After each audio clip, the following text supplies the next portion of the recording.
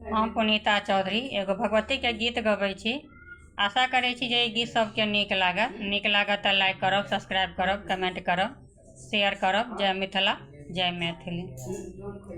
कौन दिशा में माता तोहरो मंदिर बा,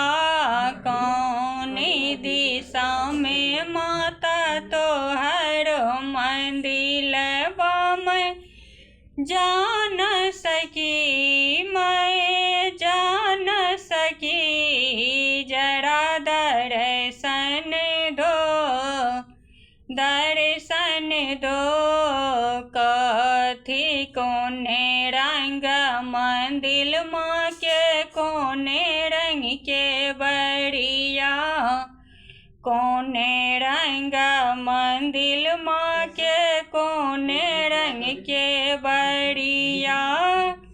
कोने रंग लागल योहार हे, लाले रंग मंदिर माँ के, लाले रंग के बड़िया,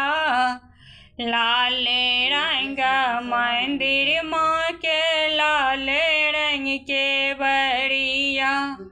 लाल रंग लागल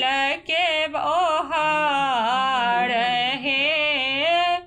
लाल रंग लागल योहार